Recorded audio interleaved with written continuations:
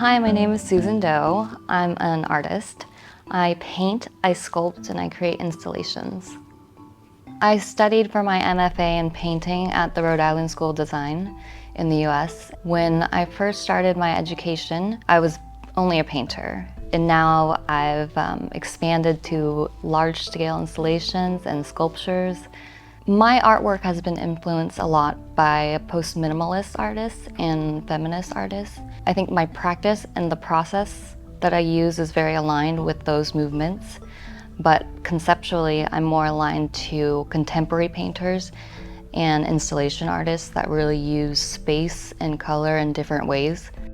The theoretical foundation of my work comes from an American civil rights activist named Kimberly Crenshaw. She coined the term intersectionality. As a Chinese American woman, I feel like I exist in a lot of these intersectionalities where I don't have to be just one single thing, and actually the coexistence or the interaction of these ideas and identities really inform my work. The way I think about my practice through these intersectionalities is my use of painting, sculpture, and installation, and how those can interact to enhance ideas or challenge certain ideas and make it become something else, something new.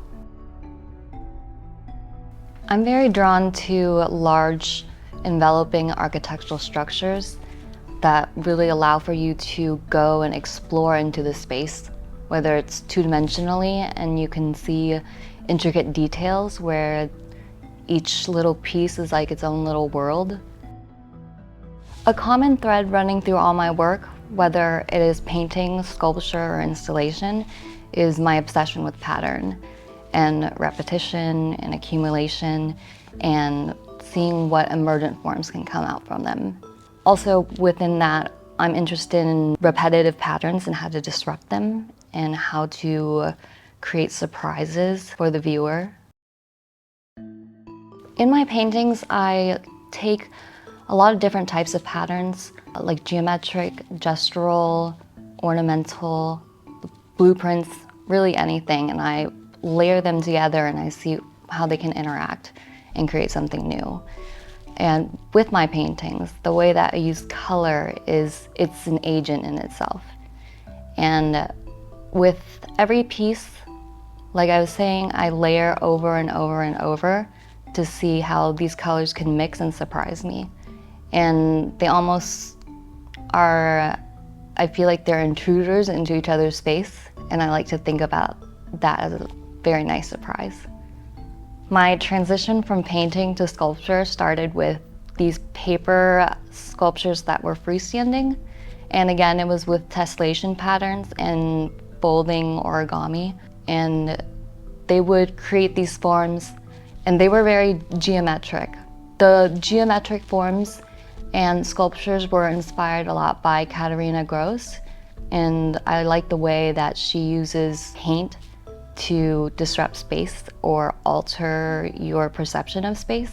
And with those pieces, I was also projecting light onto them and creating these illusion of forms. The current pieces that I'm working on, the sculptures and installations, they're crocheted architectural structures. And sometimes they have corporeal associations or architectural associations, depending on whether it's a sculpture on the floor or if it's a space that you walk through. In my work, I'm most excited when I don't know the outcome of what's going to happen. I like to experiment with different materials and mediums and see how they interact with each other, as well as, like I was saying, with painting and sculptures and installation, how that can also affect each other.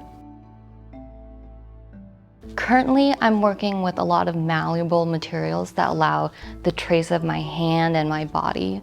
I think that stems from my training as a dancer growing up.